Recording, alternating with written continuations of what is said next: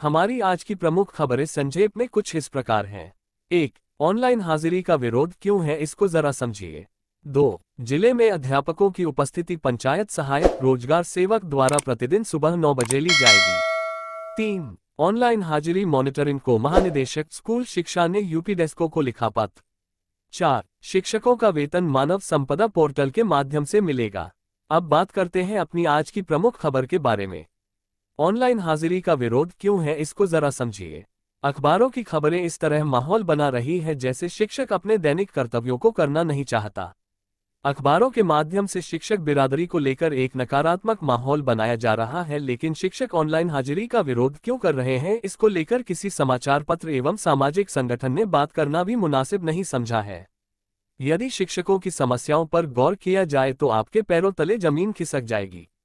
AC कमरों में बैठने वाले हुक्मरान यह नहीं जानना चाहते कि जो विद्यालय दुर्गम क्षेत्रों में है, जहां आवागमन का कोई साधन नहीं है, पगडंडी वाली रास्ताएं हैं, जहां किसी वाहन से चल पाना संभव नहीं है, वहां अध्यापक कैसे पूरे वर्ष पहुंचेगा।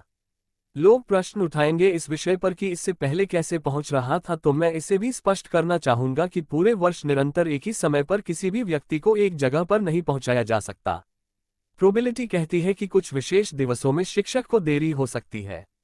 वह देरी बारिश के कारण हो सकती है, वह देरी बाढ़ के कारण हो सकती है, वह देरी प्राकृतिक आपदा के कारण हो सकती है, वह देरी सड़क दुर्घटना के कारण हो सकती है, वह देरी सोमवार को फलों की टोकरी मोटरसाइकिल पर लाद कर ले जाने में हो सकती है, वह देरी एमडीएम की सब्जी लाने ले जाने में हो सकती है, वह देरी बीएलओ कार्य को करने के कारण हो सकती है।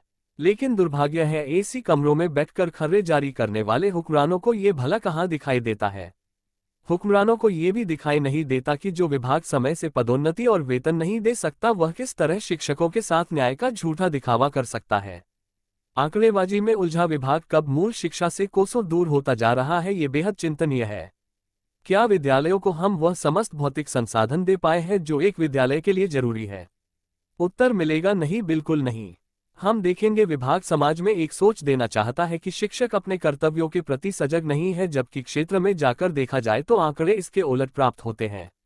जबरन दी जाने वाली मई जून की छुट्टियां सिरे से समाप्त होनी चाहिए, उनके स्थान पर 30 दिवसीय की व्यवस्था होना चाहिए।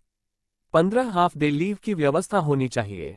यह इसलिए आवश्यक है क्योंकि परिवार या किसी परिचित में शादी, विवाह या दुर्घटना हेतु हम मात्र 14 आकस्मिक अवकाश से कैसे अपनी जिम्मेदारियों का निर्वहन कर सकेंगे, ये बेहद चिंतनीय है।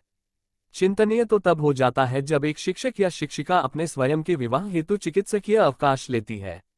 मेरी समझ के बाहर है कि विवाह हेतु अवकाश चिकित्सकीय अवकाश की श्रेणी में आता है। घालमेल बहुत है, लेकिन हुक्मरान अपने जिद्दी रवैये में इस कदर मशगूल है कि उन्होंने प्रदेश के मुखिया तक को दिग्भ्रमित कर रखा है। जरूरी है मजबूती से उल जलूल आदेशों का एकजुटता के साथ विरोध किया जाए, अन्यथा शोषण की इबारत यूं ही लिखी जाती रहेगी। संगठन के साथ मजबूती से खड़े रहिए, विजय सुनिश्चित है। सत्यमेव जयते। जय शिक्षा, जय शिक्षक। हमारी आज की दूसरी खबर कुछ इस प्रकार है। जिले में अध्यापकों की उपस्थिति पंचायत सहायक और रोजगार सेवक द्वारा प्रतिदिन सुबह 9 बजे ली जाएगी। सीतापुर, अध्यापकों की उपस्थिति पंचायत सहायक और रोजगार सेवक द्वारा प्रतिदिन सुबह 9 बजे ली जाएगी।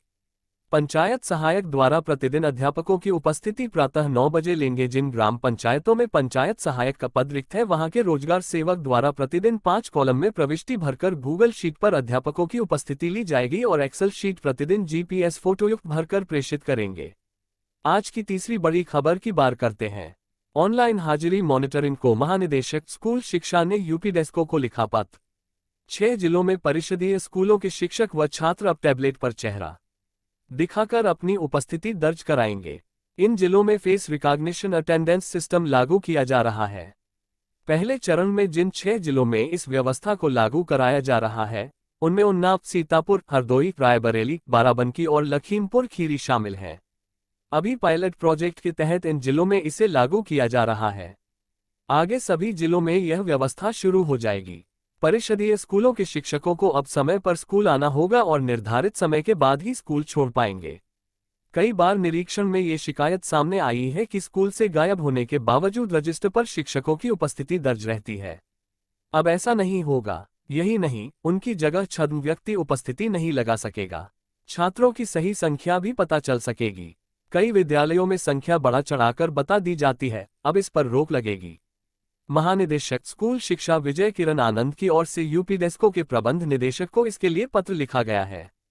इन जिलों के सभी स्कूलों को बेसिक शिक्षा विभाग की ओर से टैबलेट दिए गए हैं और इसी टैबलेट के माध्यम से वे अपनी उपस्थिति दर्ज कराएंगे।